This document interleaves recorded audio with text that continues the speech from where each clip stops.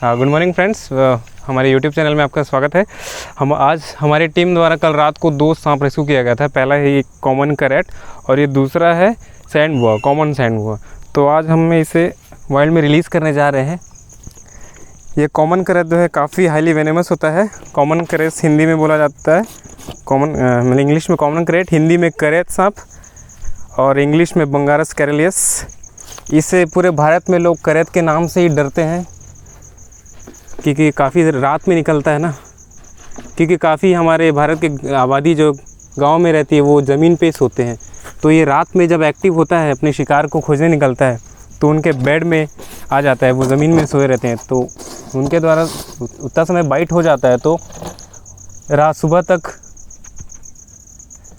तो ये रात में बाइट कर लेता है इंसानों को। और जिससे कि जो सिम्टम्स हैं इसके थोड़े अलग होते हैं। पेट में ऐंठन होना, पेट मरोड़ना, चक्कर आना।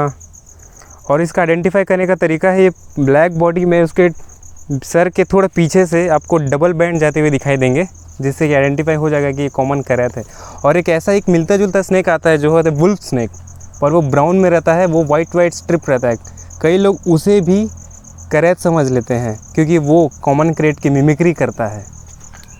तो ये है शानदार से बहुत सुंदर लेकिन उतना ही खतरनाक कॉमन करैट। अगर सपोज़ ये आपको किसी को बाइट कर लेता है तो एक ही ऑप्शन है आपके पास कि आप तुरंत हॉस्पिटल जाएं। रात में अगर अचानक से आपको पेट में ऐंठन होने लगे, चक्कर आने लगे, मिचली होने लगे, तो आप सीधा से अस्पताल जाएं और अपना ट्रीटमेंट कराएं, वरना ये जानलेवा हो सकता है।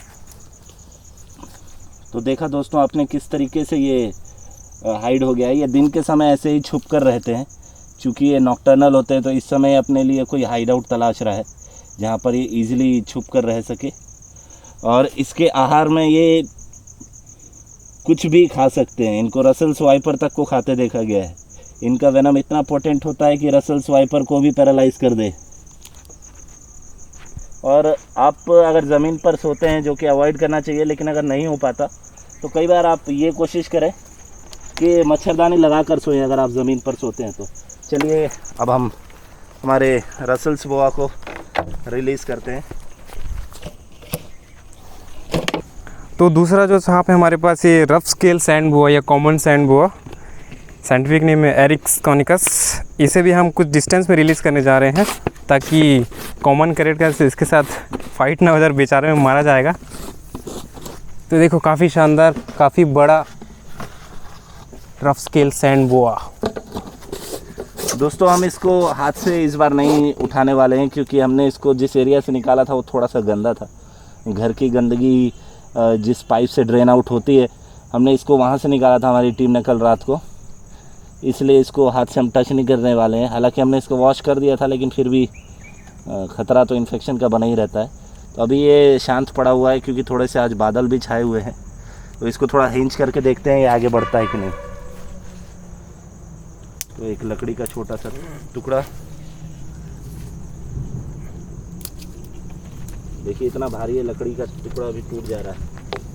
और जैसा कि हमने आपको कई वीडियोस में बताया है कि इसके मुंह, जो इसका फेस है सामने, और साथ ही साथ इसकी पूंछ, दोनों एक ही जैसे दिखते हैं। और इसी कारण लोगों में कई सारी भ्रांतियां होती हैं। जैसे पिछले वीडियो में जब हम रिलीज़ करने गए थे बोआ को, तो आप उससे पहले देखिए किस तरह से ये फ्लैटन कर रहा है अपनी बॉडी। ये इसका अटैक करने का तरीका है। अभी अगर हम इसको टच करने जाते हैं तो ये झपट के पलटता है। तो मैं ये बता रहा था दोस्तों कि लोगों के मन में ये भ्रांति है कि ये 6 महीने एक तरफ से चलता है और 6 महीने दूसरी तरफ से चलता है। ये कोरी बकवास है। कोई भी जानवर रिवर्स गियर में नहीं चलता है। इनकी पूंछ मोटी इसलिए होती है ताकि ये कभी कभी डिफेंस में काम आती है, जैसे सर छुपा के टेल को अपने आगे कर देते हैं। और दूसरा, ये अपने टेल से कभी कभी गड्ढे को पुश करते हैं, जो ढीली मिट्टी होती है। इसके वजह से कई लोग को देखा जा गया है कि कहते हैं कि ये पीछे से चलता है। तो ये पूरी तरीके से गलत है, मिथ है। कृपया ऐसे बातों को ना सुने। जो हमारी वीडियोज़ आप देख सकते हैं उसमें आपको प्रॉपर जो इन्फॉर्मेशन सही मिलती है उससे आप कर सकते हैं, इन्फॉर्मेशन ले सकते हैं।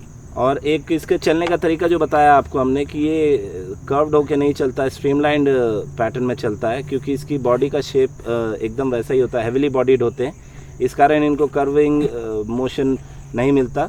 ये धीरे धीरे आगे बढ़ते हैं। इनमें कोई वेनम नहीं होता है। ये अपने शिकार को कंस्ट्रक्ट करके मारते हैं, दबोच के मारते हैं, एम्बुश करके शिकार करते हैं। इसके प्रमुख आहार हैं? इसके प्रमुख आहार है, अभी आजकल मोस्टली देखा जा रहा है कि ये घरों के सामने पाए जाते हैं, ढीली मिट्टी में। अगर घरों के नज़दीक आपके रैट्स हो गए या किसी मुर्गी के बच्चे चिकन्स हो गए, उसको अटैक करते हुए ज़्यादा देखा गया है। और छोटे रोडेंट्स को भी खाता है ये, जो बिल में रहते हैं चूहे के। तो दोस्तों ये रसल स्वाइपर को भी मिमिक करता है, लेकिन एक जो नेचर ने इसको रसल स्वाइपर की मिमिक्री इसलिए दी है ताकि ये अपने आप को डिफेंड कर सके प्रेडेटर्स से, लेकिन हो जाती उल्टी चीज़ है। जानकारी के अभाव में लोग रसल स्वाइपर को ही बोआ समझ बैठते हैं, अजगर समझ बैठते हैं, और उस चक्कर में उसको हाथ लगा लेते हैं, छू लेते हैं और अपनी जान से हाथ धो बैठते हैं। जानकारी के अभाव में ही हम सांपों को मार देते हैं, उनके साथ बहुत गलत व्यवहार करते हैं, जो कि नहीं होना चाहिए।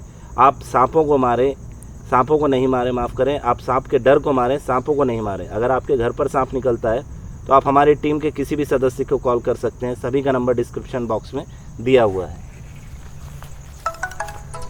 तो ये हमने आज रिलीज़ कर दिया एक कॉमन क्रेट और कॉमन सैंड बोआ। ऐसे ही अगर सांपों के बारे में आपको और जानकारी चाहिए तो हमारे यूट्यूब चैनल को देखते रहिए और सब्सक्राइब कीजिए, लाइक कीजिए। Thank you for watching. जय हिंद।